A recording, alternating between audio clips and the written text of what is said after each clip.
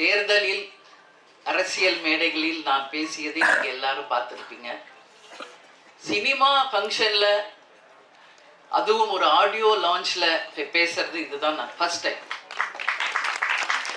சகாப்தம் படம் வந்து ரிலீஸ் ஆனப்போ கேப்டன் இருந்தாங்க. அப்போது என்னை வந்து பேச சொல்லி அழைச்சார். நான் சொன்னேன், இல்லை இது சினிமா, அதனால் நீங்கள் மற்றவங்கெல்லாம் டெக்னீஷியன்ஸ்லாம் பேசட்டுங்க, நான் பேசலை அப்படின்னு சொன்னேன். மேபி அது தப்போ அப்படின்னு நான் ஃபீல் பண்ணுறேன்.